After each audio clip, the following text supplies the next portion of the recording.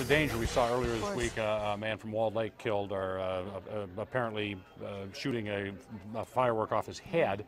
So there's obviously a danger. And by the way, it was a year ago, you'll remember, Dave Rexroth was involved in a fireworks accident, lost his left eye.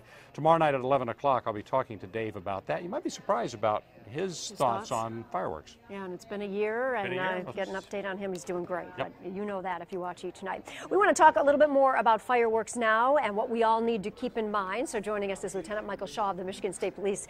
Lieutenant Shaw, so good to have you back with us. All right, if people want to shoot off fireworks, what do they need to know? What is okay? What is not? Well, the first thing they really need to do is they need to contact their local law enforcement, because there is some local ordinances in there that kind of go along with state law that tells you what you can use in your certain city. So that's really the first thing they want to do. The state law, as far as that goes, it's the day before a national holiday, the day of, and the day after. So that's Friday, Saturday, and Sunday. And then they're given the rights to kind of look at things to see if they want to change the time limits or put time limits on there. But that's a lot left over to the local municipalities. Yeah, we saw people in our rant van, Lieutenant, that were complaining about the fact these go on for 4 or 5 days. So they have a point, huh? It's only allowed for 3 days.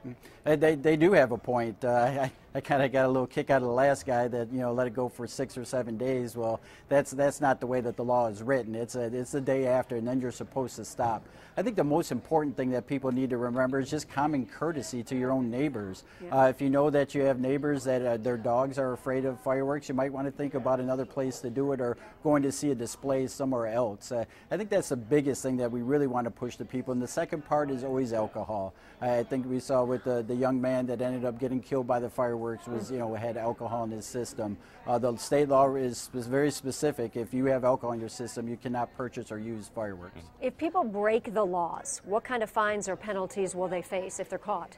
Some of them are up to $500. Some local ordinances actually put a bigger fine on it. So again, we kind of leave that up to the courts to decide what kind of fines that they're looking for. And a lot of it is specifics to what you did with the fireworks. Did you just set them off after hours, or did you actually cause harm to somebody? Also, safety. What kinds of things are people doing or not doing that you'd suggest they pay attention to?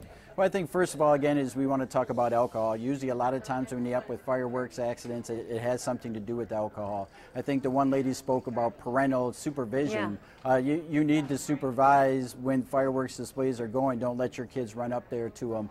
Don't go up to one that hasn't gone off and try to look into it or see if it's going to go off. We see a lot of accidents like that. Also, a lot of people don't understand that you cannot use fireworks in Michigan on public property. So if you go out to the middle of your street or your cul-de-sac, you're actually breaking the law. Who knew? So if you are going to do in your neighborhood, it has to be in your own yard, and you can't do it that way. Is there, just real quick, because we're almost out of time, an age limit with kids? I mean, do you have to be a certain age to be handling or playing with these things, or is that up to your parent, the parent? It's up to the parents, but you have to be 18 to purchase them. And when you go into these tents or some of these roadside stands, you want to look there and make sure they have some type of state certificate on the side of the tent. It has to be displayed so you know you're going to a reputable place. Great information. Lieutenant Michael Shaw from Michigan State Police, thank you so much. Thank you.